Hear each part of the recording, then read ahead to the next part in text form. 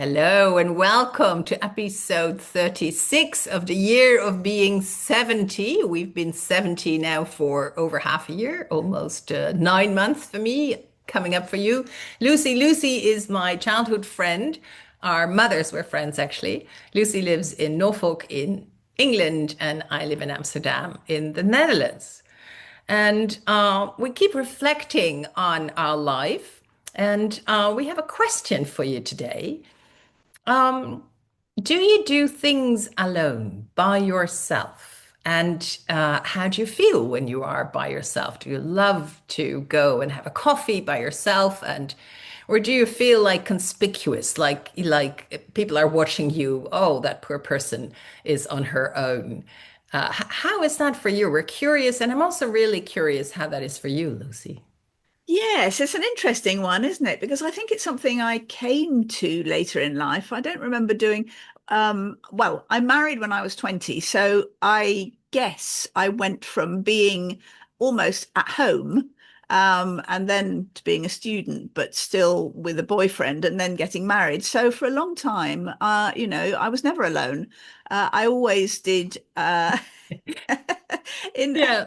so I didn't even it didn't feel like a choice in a way. I mean, my first marriage, Rob and I did almost literally everything together because we worked together as well as, living together. So there was very little opportunity or thought about doing anything separately. And also because part of our job was reviewing, we'd started this theatre magazine, this performing arts magazine. So part of our job was to go to the theatre, to go to the cinema, to go to the opera, and review it. So our kind of, what might have been leisure activities for other people were actually, I mean, of course we enjoyed them as well, but they were work activities that we always did together because we would get two tickets, two free tickets to everything.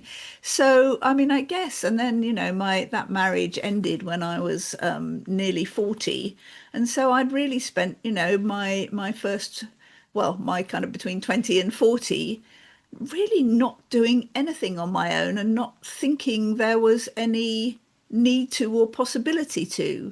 Well, you were in a completely, you were almost the opposite to me. I was almost the opposite. Yes, I think I've always been a bit of a loner. Like I remember in my student days, which was very much like tribe time and seeing friends all the time, that I would go to the theater by myself and people would, why did you go by yourself? Well, I wanted to see the play and everybody was kind of, I don't know, I just booked a ticket and I went. And and I also started traveling by myself. At the time, I had like a succession of boyfriends after I broke up my engagement. I broke up my engagement when I was 25, which was one of the best decisions of my life, also of his life, also, although because we didn't really fit, but took him by surprise. And yeah, so I lived on my own, first in The Hague and then in Amsterdam. And in Amsterdam, first, I didn't know too many people, so I would go to the cinema by myself and not out to dinner. That is something I think I've only done when I'm abroad. But then I feel fine. But also I started, yeah, to travel. I went to India, I went to Sri Lanka. I, yeah, and I really enjoy doing things by myself. I don't feel I need another person there necessarily to. And my mother would say, but then you can't talk about it. You know, she was born in 1928. My father was born in 1925. And in their marriage, my father was, when he had a program, my mother could go to the cinema with a friend. That's basically how it was. Yes. So she did not understand my more loner mode. No, I can imagine she was very confused by your behavior and that sort of thing. So yeah, so Yeah. I didn't I don't think I don't know that I thought about being, sort of on my own until after I had got divorced. I did get married again, but Richard and I have very much more different interests. So we do things separately. But also in my work now, I travel to, sort of do work things. So I travel on my own. It's not kind of holidays necessarily, but it's sort of sitting in a plane on your own, it's staying in a hotel on your own. It's and I love that actually. I really, really enjoy not being responsible for anybody else. And yes, it's interesting that your mother said, but you can't talk about it. I love that. I love not having to talk about it, just to be able to enjoy things and think Yeah. about them. And it's probably only in I don't know, yes, in the last sort of 15, 10 years that I've started going to the cinema on my own sometimes. I don't do it very often, but or going to the theatre and thinking, yes, I don't have to have somebody else. I don't have to invite somebody to go with me to make it um, in order to make it exist almost, to Yeah. make the experience something valid and shared. It's perfectly okay for me to just experience it in my head, in myself, and talk about it or not as I want to with other people afterwards. But Yeah. yeah, it's just So in being the time you mentioned your divorce, and in the time, because of course, many people nowadays get divorced, and then you have to kind of, I had this conversation with my personal trainer at the Basic Fit, where I do machines to keep up my strength. And she had just broken up with her boyfriend and I said, well, I'm in a bit of a hole. And it just happened the day before. And I said, well, you have to kind of reinvent your life and kind of reconnect with friends whom you have seen less of when you had this year of being with this man. And I think a lot of people do have to reinvent their lives from time to time in life events. And of course, at our ages also, we know women, but also men, of course, who've lost their partner yeah. and have to kind of start because it's also kind of easy to have this person who you do things with. I find Yes. it very easy in that sense to have a partner. Yes, yes. No, of course that makes it simple. You book two tickets, you do things, you agree you're going to do Yeah. something together. I mean, my mum was in her, I don't know, 67 or something when she was widowed because my father was a lot older. And from my perspective, I'm not putting this, she's not saying this, but from my perspective, her next decade or so, I think was probably her most enjoyable decade. Not saying anything against my father, but he was quite difficult to get on holiday. He had, particular kind of needs and she was able to do things on her own. I mean, she did a trek through Syria or something, when she was 70 for her 70th birthday, which is, The year of being I 70. know. Well, it's certainly more than I'd be capable of. I mean, they walked, miles through the desert every Yeah. day, and that was brilliant. I mean, she made friends there, and friends that she still has, and she did all sorts of exciting things that she wouldn't have done, and reconnected and did things with friends. So yes, I think losing a partner. I mean, obviously, it's terribly sad and a whole life-changing event, but it can be the start of something new and different and something positive for people if they look at it in that way. The one thing I've never done on my own, and you just said you had, is I have literally never lived on my own. I have never had my own house, flat. Um, a student room is the best I've had on my own, and that was Yeah. only for a year. And I Yeah. didn't spend a lot of time in it because I was actually more with the boyfriend.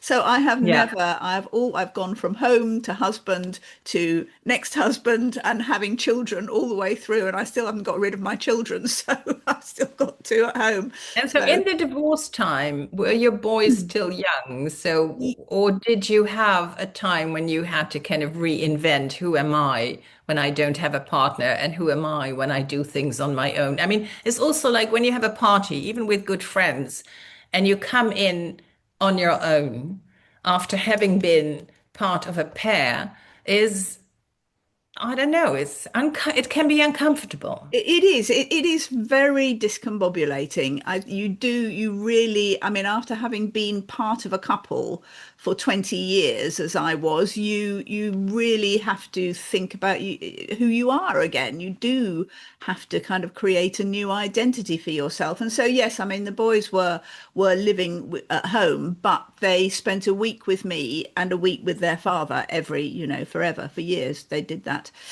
So I had weeks when I was on my own, and as you say, doing things, finding a rhythm, doing things with friends, or on my own that was completely new to me. So yes, I really did feel that there was a time where, my life was, I didn't really know who I was because of just myself, if you see what I mean. Yeah. And how did you go about, finding who you are or filling or not filling those weeks when the house was empty and it was just you?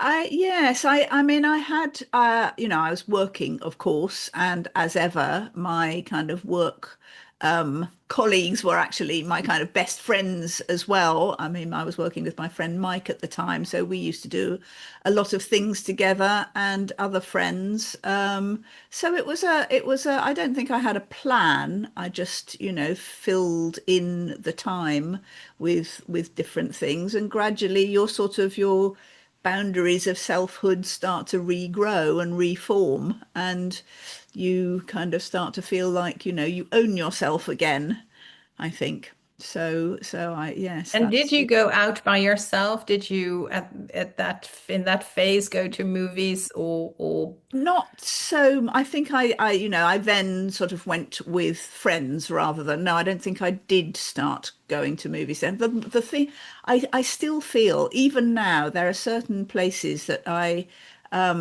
I mean, that I feel very uncomfortable going into on my own. One of those is a pub.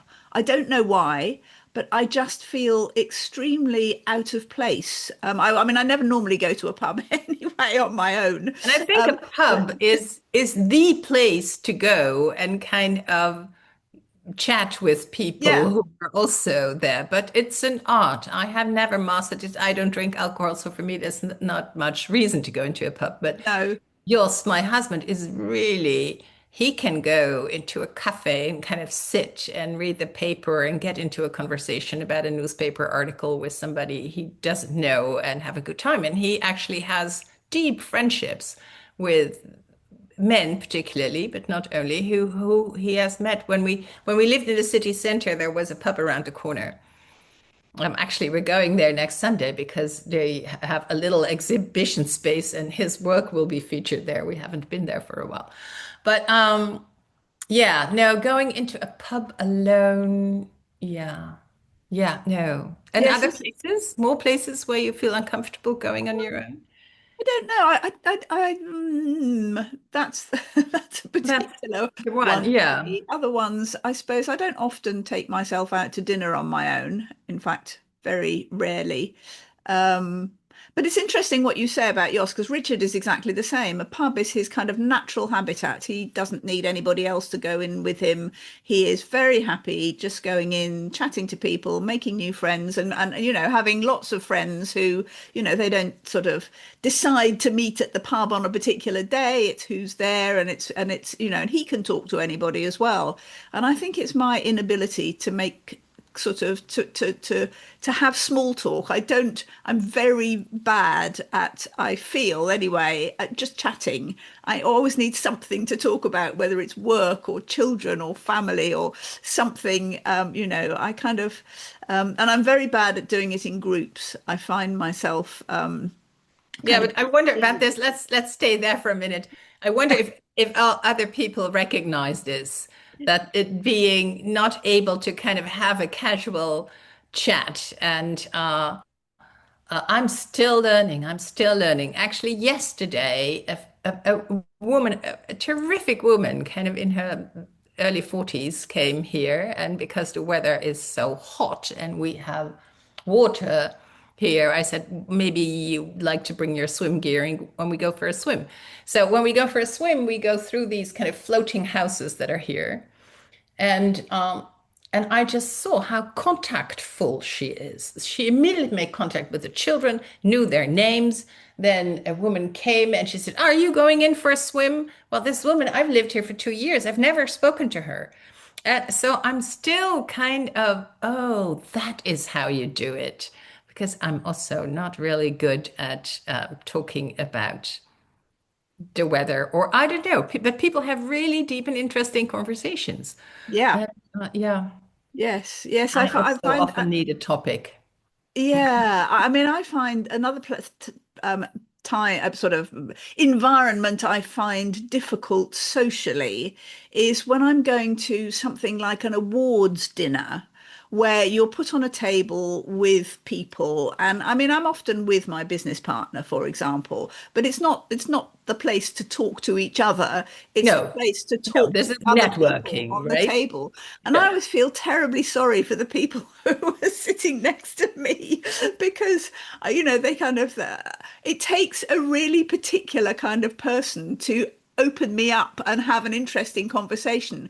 Otherwise, I feel I'm terribly boring. And Hmm. I can't pursue, you can talk about the basic stuff like who you are and what you do and where you come from and, but if somebody is not good at kind of really kind of making contact and seeing, I suppose that's what it is. I don't feel seen, or perhaps I don't feel safe showing who I am to new Hmm. people very quickly. But I mean, a year or so ago, Hmm. I sat next to somebody on a table at an awards dinner, and I had the most amazing conversation. It was such a nice evening. He was such a lovely guy, and we just talked about stuff, really kind of personal stuff, and it was just very nice. And I, haven't seen him since. That's fine. But A I feel it was shooting star. Yeah. yes, but I feel it was down to him, not down to me. I was responsive to his kind of ability to draw me out, while I'm not very good at doing that with other people, I don't think. Yet we have been talking. This is our 36th episode, so we've been talking for 30 hours.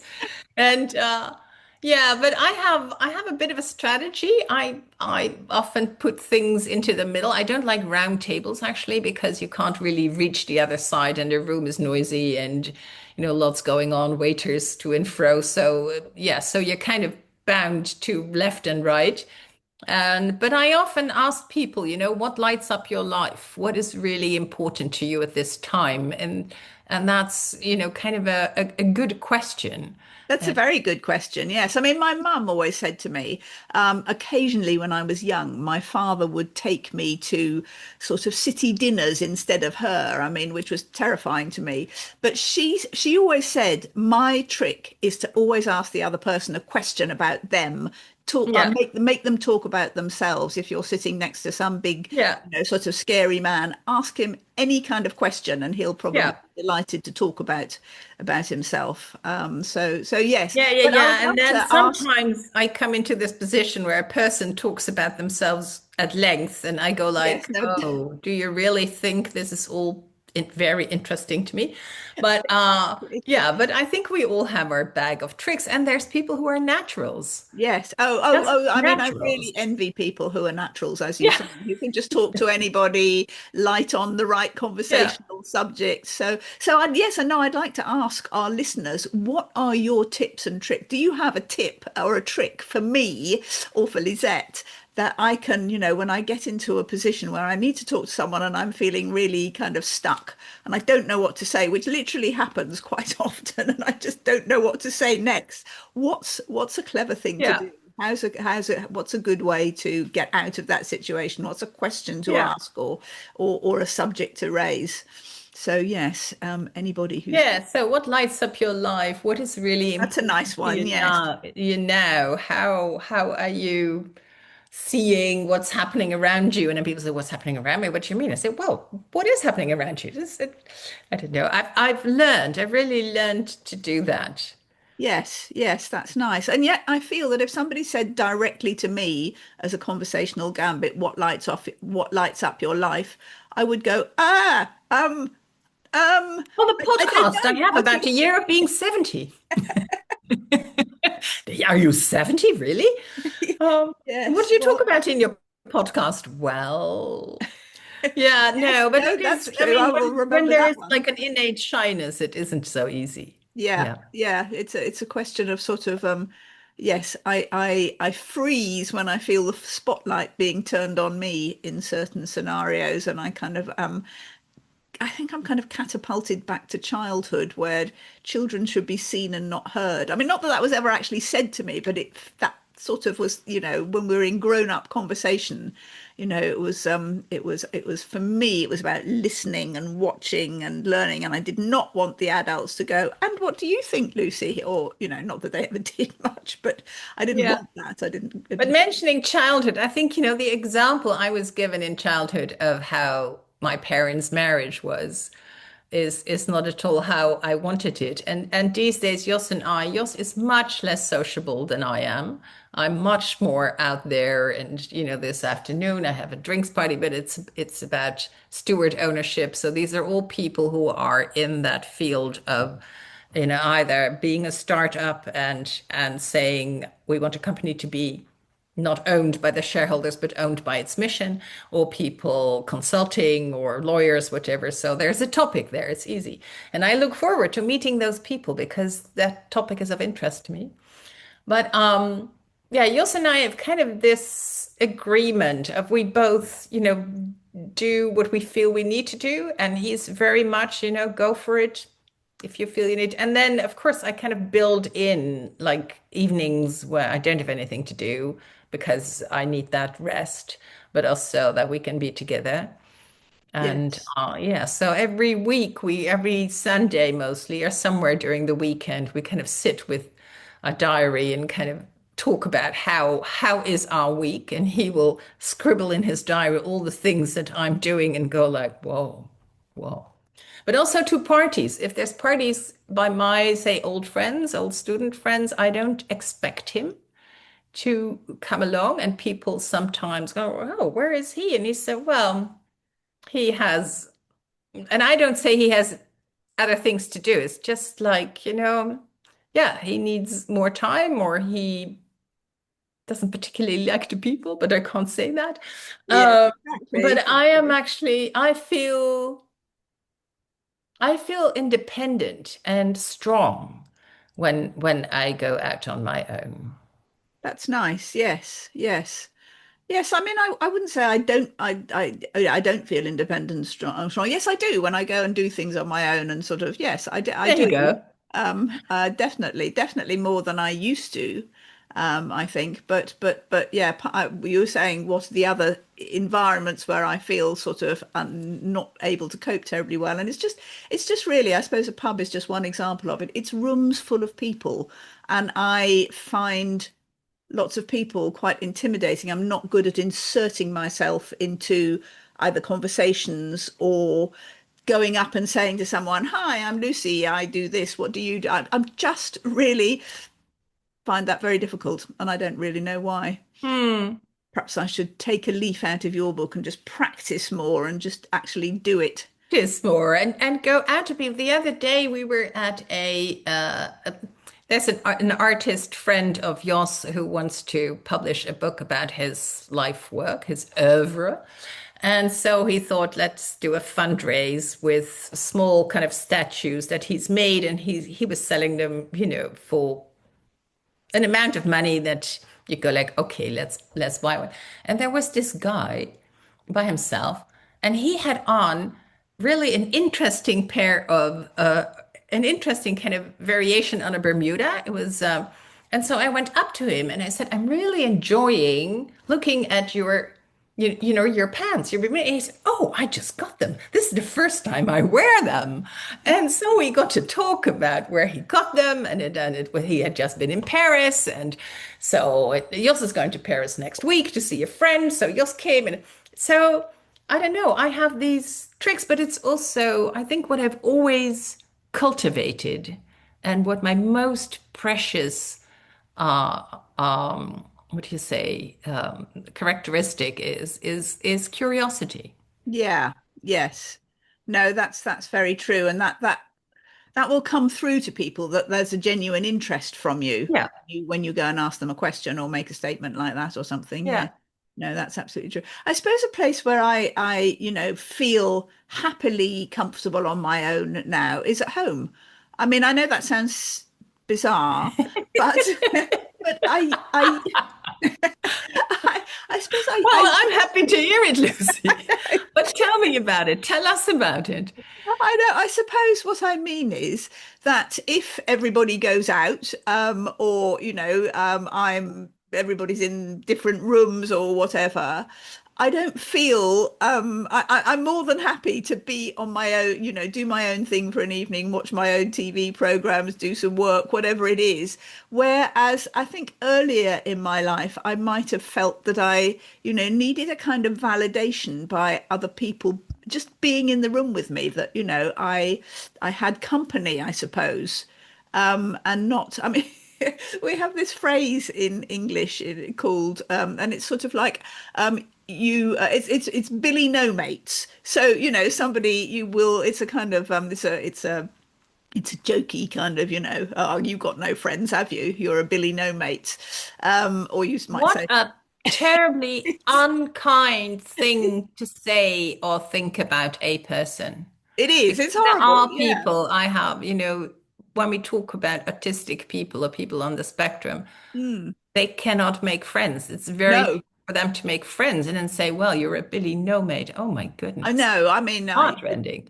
But yes, so that kind of camera that when you are alone in a room in your house, there's kind of a camera, and that camera saying, "Oh, you're a Billy no mate." Oh, so it's like an external judgment. Is that yes, it?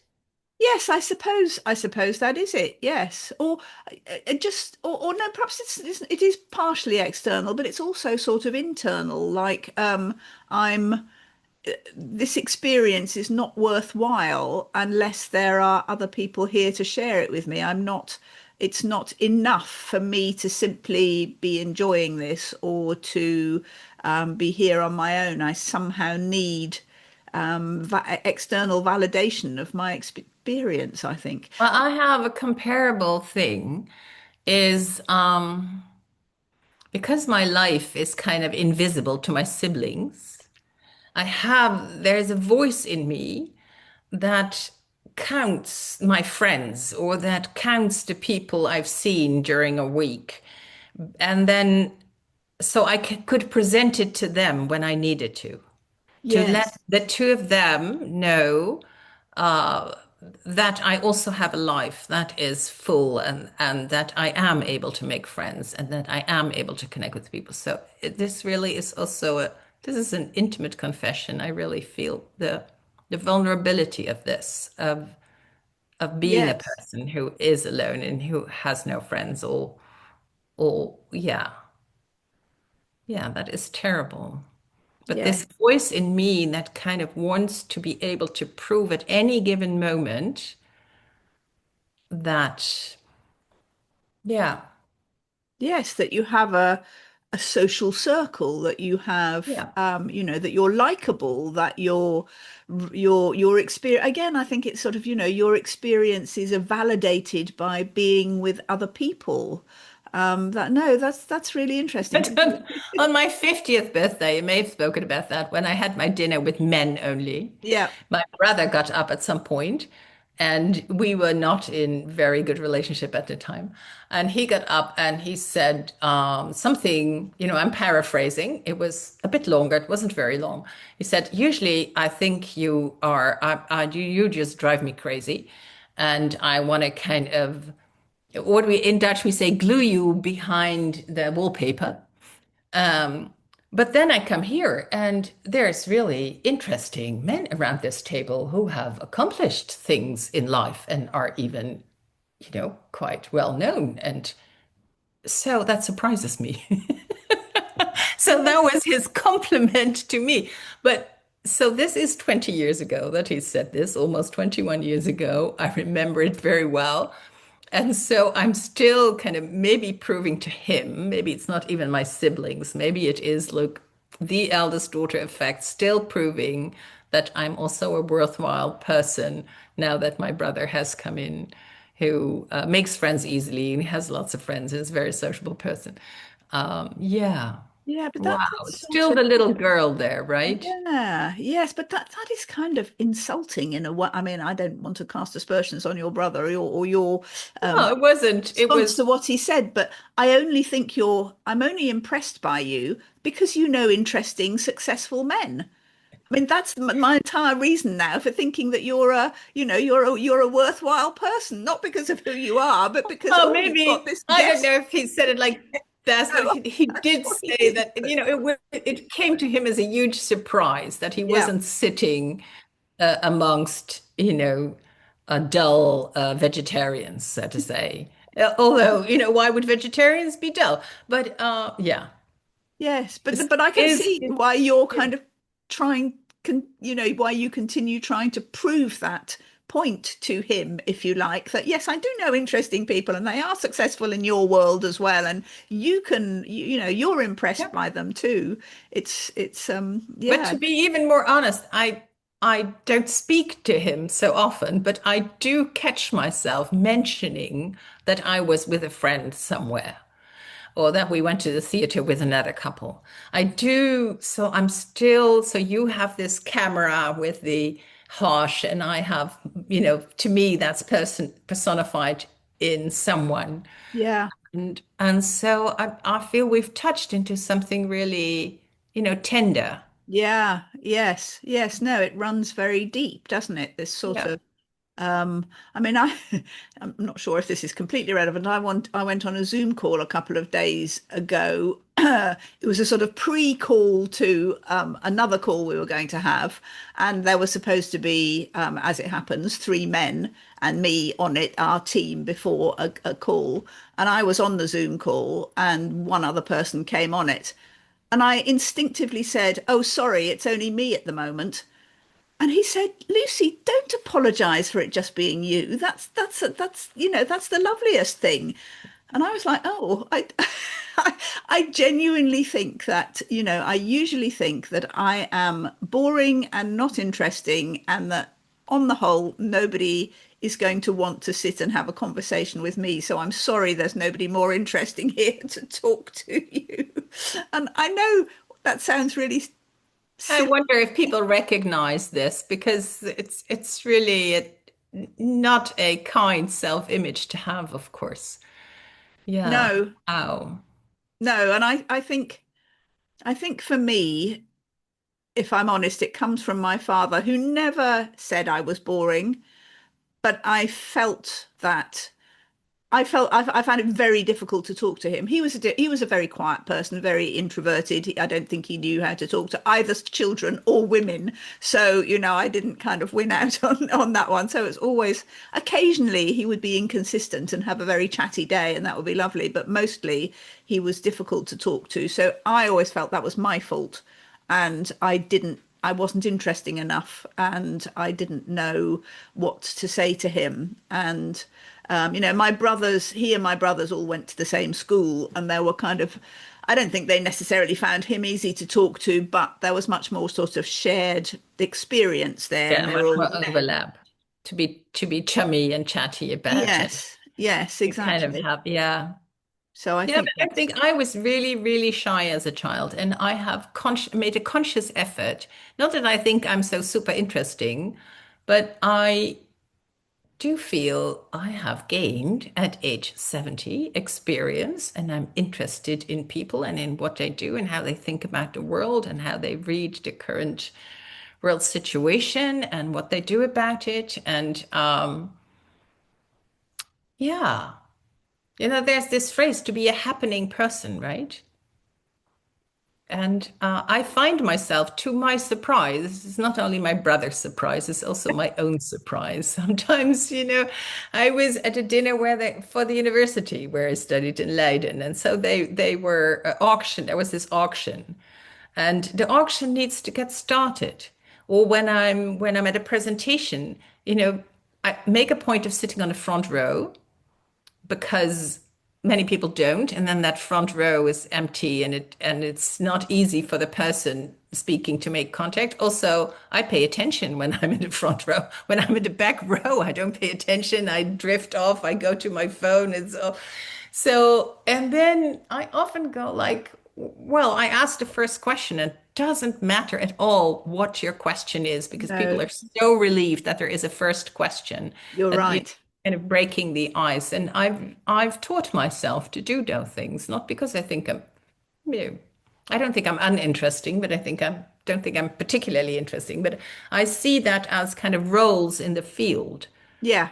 When you have a party, it's only nice if people make an effort. And so yeah, so I aim to do that. And Yes, no, you're right. I mean, I have got better at all this than I used to be, but I think I think I probably could yeah. make more effort, but yeah, no, it is it's an interesting one. But yeah, I mean I mean my happy place really, as my brother pointed out the other day, when I had my book launch, and is I really enjoy being on stage and speaking. And Hmm. people say, but that how do you do that? Don't you get nervous? Things like that. And I don't get nervous about that at all. I can speak to tiny audiences or huge audiences, and I feel very comfortable and I don't feel boring then. I feel I've got something interesting to say, and the response is usually lovely. I mean, a couple of weeks ago, I gave a talk that I was a bit slightly nervous about that one because it was a group of people who were they were very high powered, and I felt more all men as well, and I felt sort of very, is this going to be okay? I gave a talk, it went down very well. And out of it came somebody somebody who was there, put me in touch with a potential big partnership, which is really exciting. And it was, just because he'd heard me talk. So I must have something interesting to say somewhere. You do. You do. I find that every week that you have interesting things to say. So, yeah, but I think also we all have our strengths and places where when we are better than others. And what I like is that we are still a work in progress. Yeah. It's not like Yes. we're 70, it's done and dusted, and No. this is our bag of tricks, and this is what we do, or this is what we don't do. We're still learning, we're still developing, and watching other people and go like, oh, I could do that too. I could just try that out. Why not? Yes, yes, exactly. And in a way, I feel my insecurities kind of keep me young in a way. I haven't kind of got to, oh, well, I'm 70. This is what I am. And, I've achieved this, that, or the other. I feel like, I'm still in, I mean, like your curiosity, my kind of slightly childlike mode of still kind of having to learn. Yeah, yeah, Well, that was an unexpected discussion. I didn't think yeah. we'd Well, necessarily go there. yeah, it started with doing things on our own and how we do that, when we've done that, where we're comfortable, where we're not. Yeah. Yes, yes. Well, Well, there we go. So, yeah, please, anybody again who's got any tips or yeah. tricks to help us, or certainly to help me navigate difficult conversations, or places where I feel uncomfortable, like big parties or pubs, or starting conversations with people, I would love to hear your tips and suggestions in the comments. Yeah, and I'd also love this thing of, women doing things on their own, and whether that is done in your culture, whether that's different from how you were raised and you've kind of had to master it, or whether you were raised by a very, people who kind of said, darling, you can do everything, go for it. All interesting to us. Yeah, indeed. Indeed. See you next week. See you next week.